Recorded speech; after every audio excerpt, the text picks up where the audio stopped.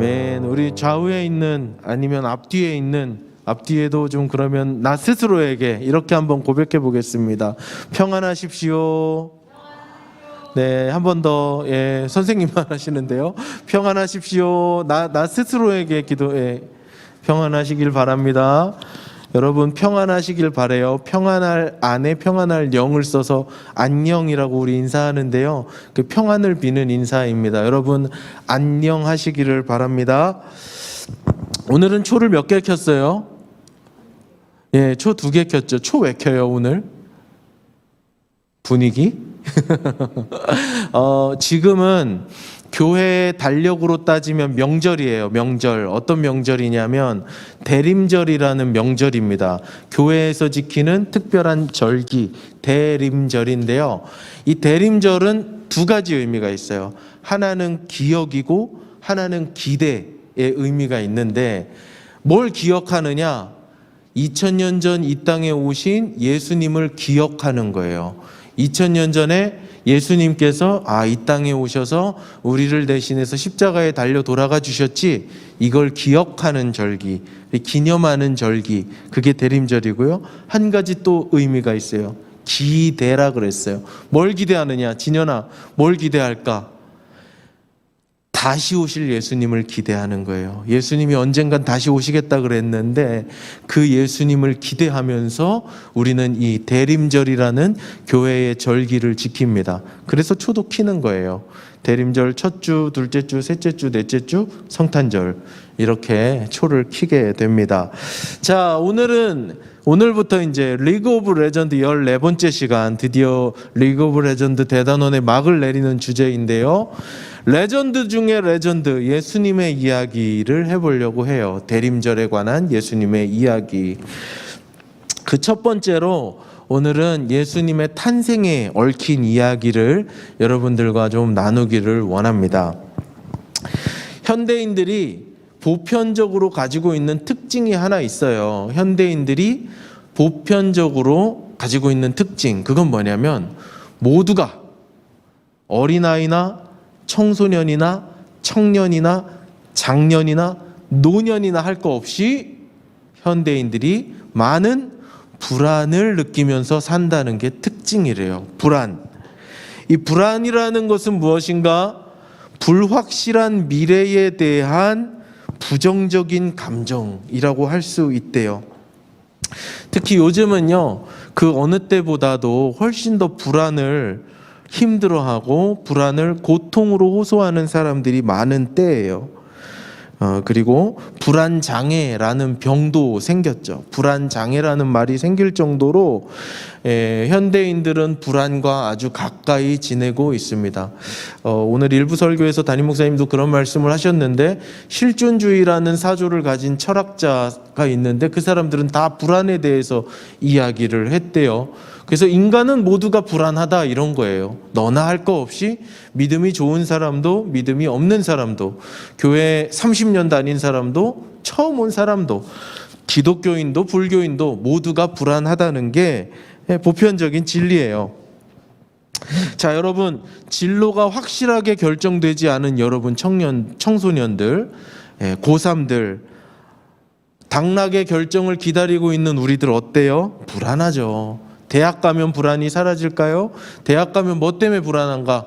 취업할 수 있을까? 요새는 30살이 돼도 취업을 잘 못하고 35, 40이 다 돼도 취업을 못하는 사람들이 있다는데 과연 난 취업할 수 있을까 해서 대학생이 돼도 불안해요. 그러면 취업을 한 사람들은 불안해서 해방될까? 열심히 일하는 사람들도 불안해요. 왜? 120년까지 산다는데 60살까지 돈 벌어서 60년 나머지를 어떻게 살지? 내 노후는 어떡하지? 불안해요. 굉장히 불안해합니다. 사랑하는 사람들은 이 사랑을 얼마나 오랫동안 지속할 수 있을까, 지킬 수 있을까 불안해하고, 사랑하지 않는 사람들은 난 언제쯤 사랑할 수 있을까 불안해요. 그러던 와중에 작년에 코로나가 터져서 이 불안의 가중치는 더해졌습니다. 작년에 정신건강복지센터라는 데서 통계를 냈는데 2020년 상반기에 정신건강복지센터에 불안장애를 호소하며 상담한 전화가 19,000건이 넘게 걸려왔대요. 근데 코로나 전에는 고작 상반기 한 10,000건 정도밖에 안 됐는데 한 40~50%가 훌쩍 늘어난 거예요. 코로나 때문에 현대인들이 느끼는 이 불안의 감정이 엄청 커진 거죠. 더 심각한 거는 작년 한 해를 평균을 내서 월 평균을 내봤더니 더 심각해요. 불안 전화가 자꾸 결러와서 코로나 아닐 때보다 코로나 이후에 이 불안 상담 전화가 3배나 급증했다고 해요. 자, 점점 더 큰 불안을 경험하고 있는 사회, 점점 더 많은 사람들이 불안을 안고 살아가는 사회가 이 사회라고 할 수 있어요. 그렇다면 질문이 들어요. 왜 불안할까 도대체? 왜 불안을 느끼는 걸까? 승은이는, 예은이는, 동영이는, 현빈이는, 그리고 소연이는, 바다는, 우리는 왜 불안을 느끼면서 살아가는 걸까요? 많은 이유가 있을 수 있어요. 불안을 경험하고 불안을 느끼는 다양한 이유가 있을 수 있는데 그 중에 핵심은 뭐냐면 미래는 나에게 다가오고 있는데 그 미래를 내가 통제할 수 없기 때문에 불안한 거예요. 미래는 계속해서 현재로 성큼성큼 걸어오고 있어요. 이 역사의 물줄기, 시간의 물줄기를 거스를 수 있는 사람 아무도 없어요. 미래는 점점 나에게 계속해서 다가오고 있는데 이 미래를 통제할 수 있는 사람은 아무도 없어요. 그래서 불안한 거예요. 한치 앞도 모르고 사는 게 우리네 인생이죠. 아무리 슈퍼컴퓨터, AI, 똑똑한 사람들이 나오고 인공지능이 발달하고 DNA, 유전자 지도가 완전히 분석이 돼도 1시간 뒤에 어떤 일이 발생할지는 아무도 몰라요. 다만 어림잡아 추측만 할 뿐이죠. 그러니까 우리에게 다가오고 있는 미래는 언제나 방정식의 미지수와 같죠. 그런데 이 방정식은 풀어지지 않아요. 답을 찾을 수 없는 미지수 같은 거예요. 내 통제의 영역을 벗어나 있고 내가 영향을 미치기가 쉽지 않은 미래가 우리에게 계속 다가오니까 불안한 거예요. 그런데 재밌는 것은요, 여러분. 재밌는 것은 이 불안을 누가 사용하는가? 하나님이 이 불안을 사용하세요. 이 불안이라는 게 우리에겐 굉장히 부정적인 감정이고 기분 나쁜 정서인데 하나님은 이 불안을 사용하셔서 하나님의 사람을 테스트하시고 하나님의 사람을 연단하시고 하나님의 사람의 믿음이 성장하게 이끄신다는 거예요. 자, 여러분, 하나님은 불안을 사용하시는 줄로 믿습니다. 저를 한번 따라해 보세요. 하나님은 불안을 사용하신다. 이렇게 해볼까요? 불안은 하나님 손안에 있다. 네, 그래요, 여러분. 하나님은 인간이 느끼는 이 불편한 정서, 불안을 사용하셔서 하나님의 사람을 성숙시키시고 성장시키시고 자라나게 하시고 믿음의 사람으로 나아가게 하신다는 거예요. 오늘 본문에 등장하는 분이 예수님의 육신의 엄마 마리아였는데 이 마리아가 이런 불안을 통해서 믿음을 연단받는 한 여인이었습니다. 내용은 이래요. 오늘 탄생기사 내용은 이래요. 여러분, 태몽 아세요? 태몽? 찬이 태몽 아니? 태몽 알지? 태몽은 뭐예요? 보통 엄마가 임신을 하거나 그 즈음 되면 엄마 아빠가 특별한 꿈을 꿔요. 이건 뭐 과학적으로 입증은 할 수 없는데 특별한 꿈을 꿔요. 아기에 대한 특별한 꿈.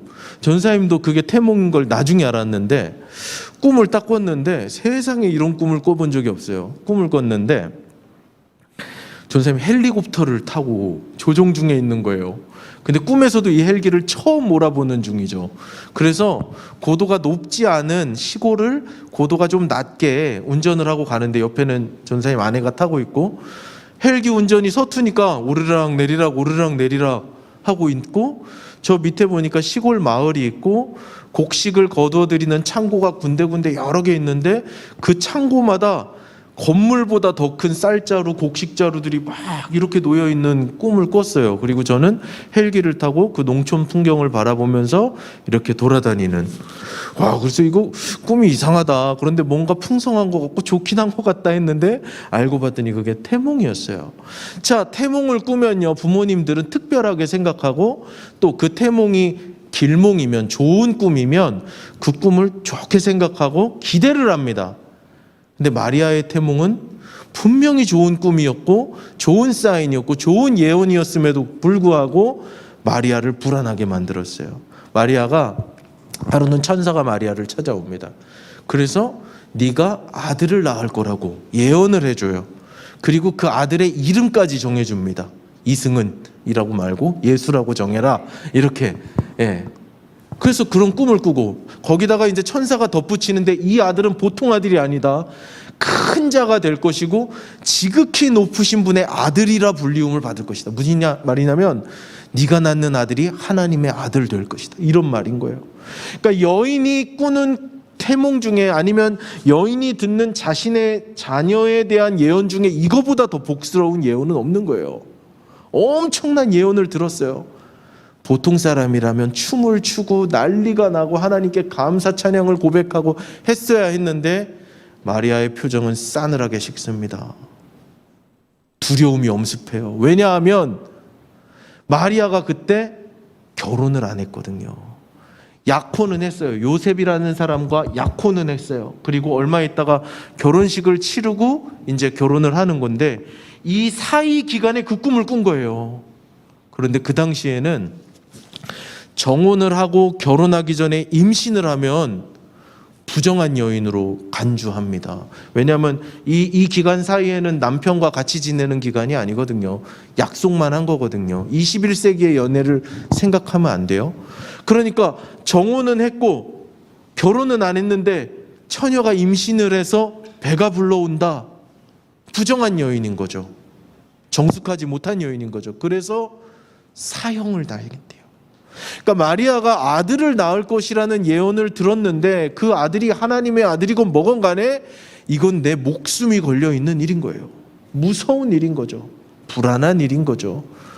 범상치 않은 꿈을 꿨습니다. 범상치 않은 일을 경험했어요. 천사가 내려와서 예언을 하고 아들을 낳을 것이라고 얘기를 해줬는데 그 예언이 겉으로 볼 땐 굉장히 대단하고 멋있고 놀랍고 복스러운 예언이지만 마리아 개인에게 있어서는 목숨을 담보로 해야 되는 불안한 일이었어요. 하나님의 테스트였죠. 어떻게 했을까요?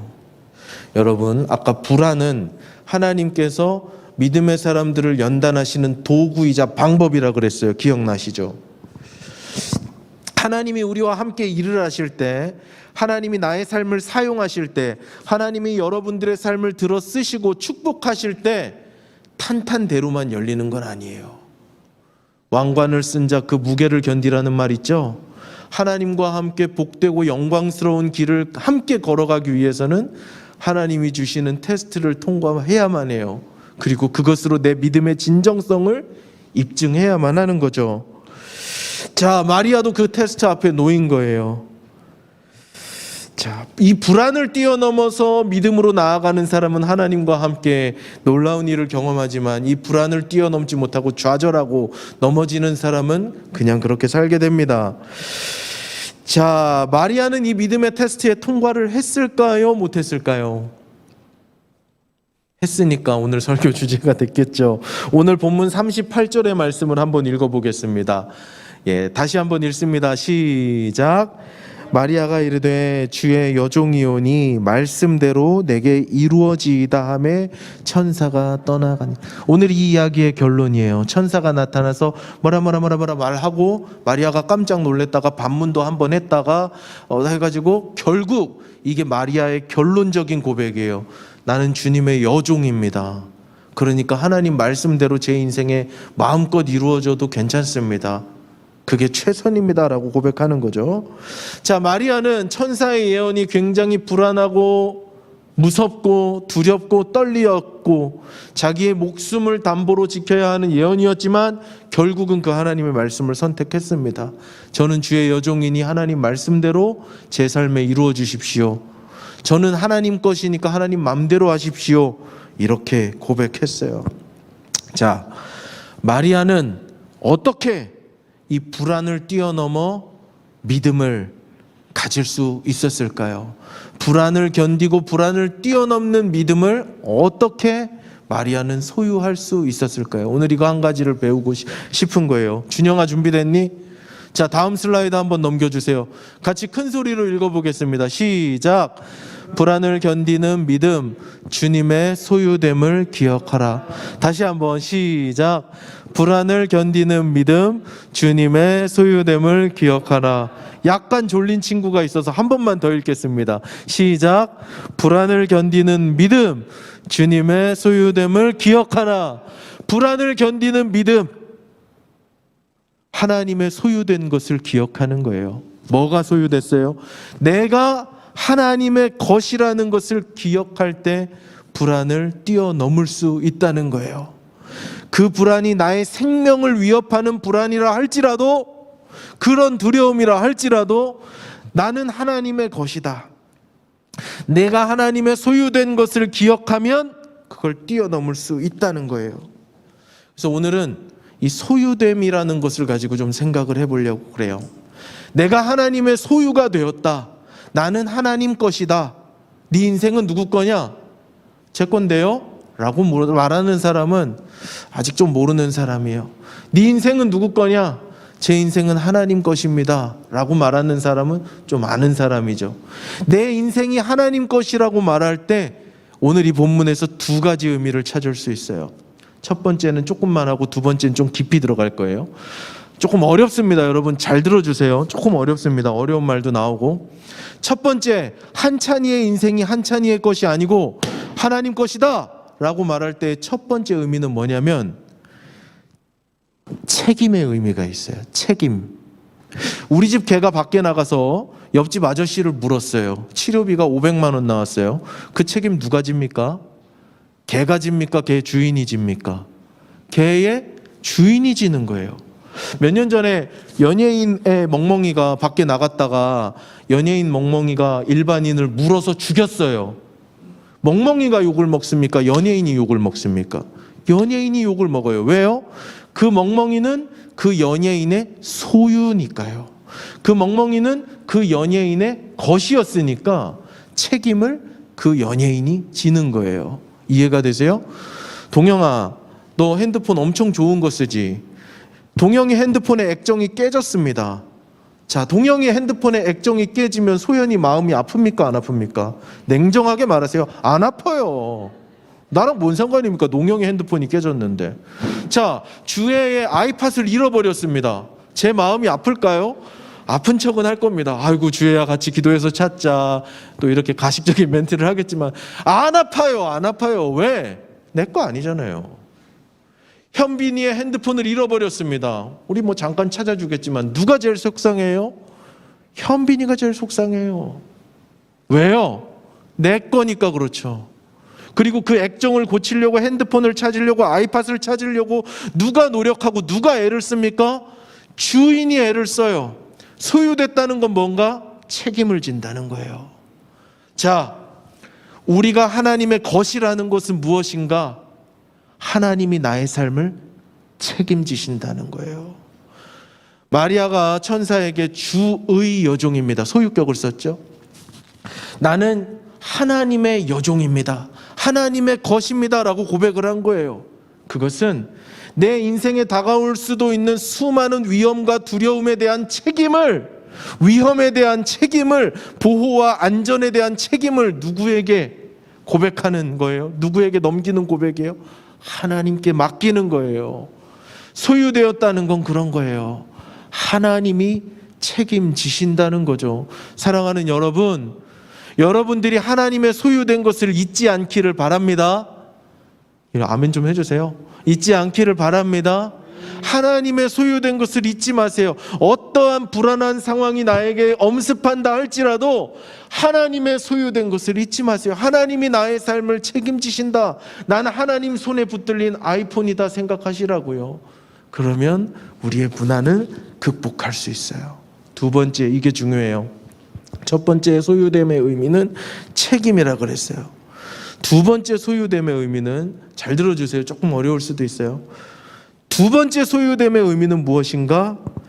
적극적인 수동성을 의미해요. 한번 다시 따라해 보겠습니다. 적극적인 수동성. 하나님의 것, 소유라는 것은 무엇인가? 내가 능동적으로 주도적으로 뭘 하지 않는 거예요. 소유물이기 때문에 수동적인 자세로 주인을 따라간다는 것이죠. 그게 소유물의 수동성, 이걸 의미하는 건데요. 소유물은 소유가 되었다는 것은 자기 마음대로 할 수 없는 것을 의미합니다. 누군가의 소유가 되었다는 것은 나의 주도성을 포기하는 거예요.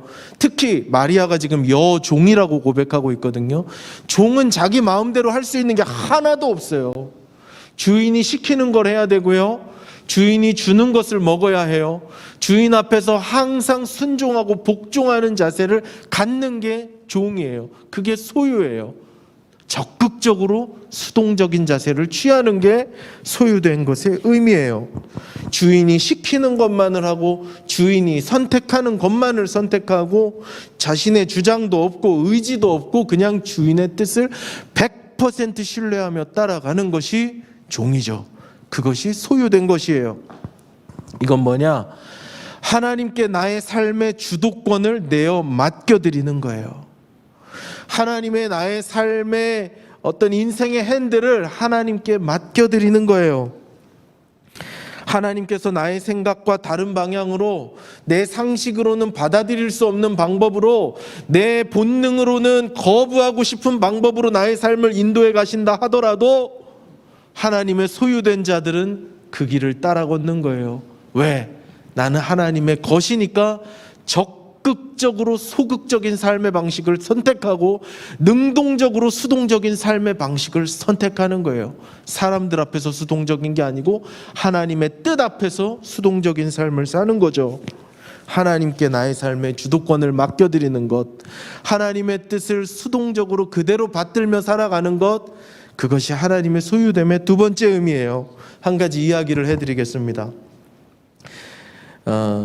이스라엘 백성들이 옛날에 이집트에서 노예 생활을 400년, 430년 꽤 오래 했어요. 400년이면 뭐 몇 세대가 지나갑니까? 그러니까 이스라엘 백성들의 DNA 안에는 그냥 노예의 DNA가 흘러요.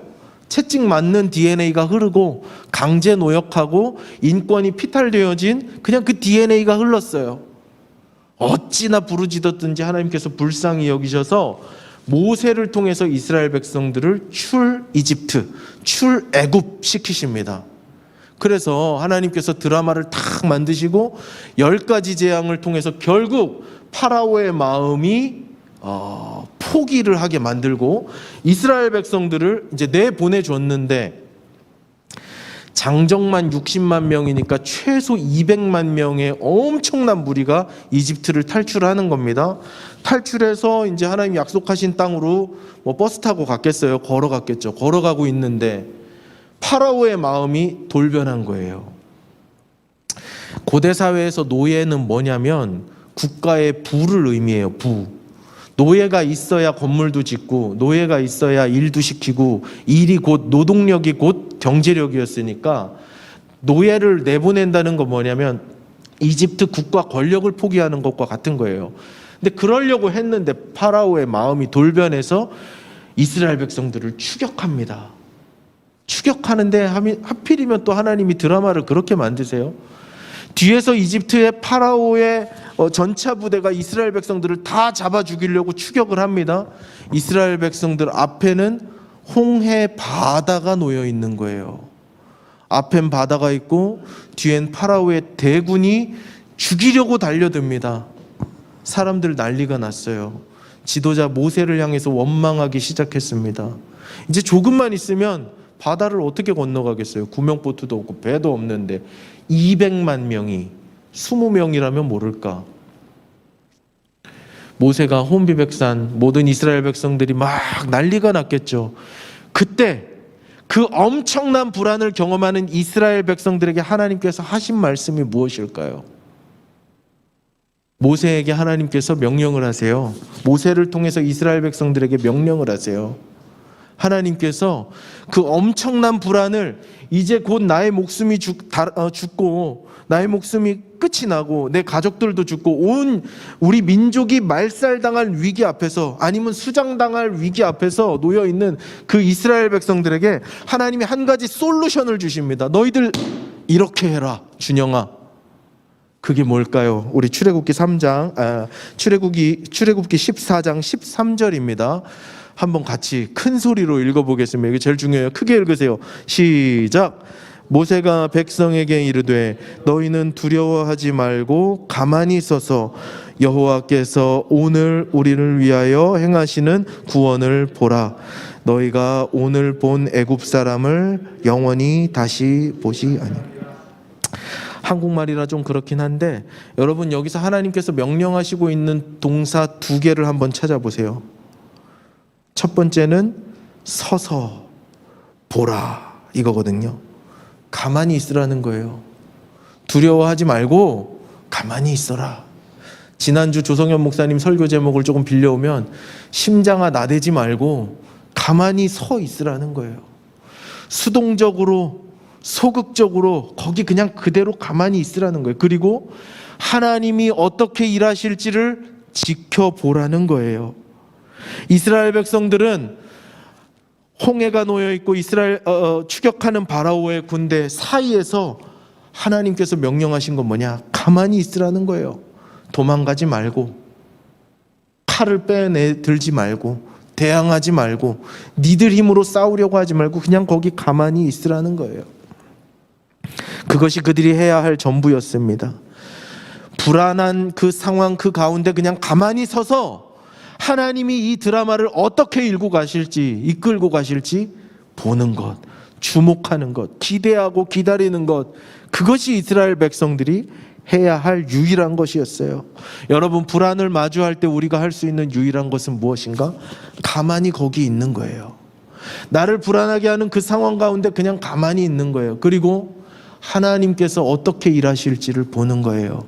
마리아처럼 하나님, 저는 하나님의 것입니다. 저는 여기 가만히 있겠습니다. 하나님 말씀대로 제 삶에 이루어 주시옵소서 고백하고 그 자리에 있는 거죠.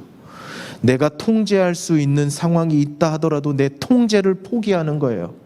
내가 지배할 수 있는 상황이 있다 하더라도 지배를 포기하고 나의 지배권과 통제권을 하나님께 양도하는 거예요.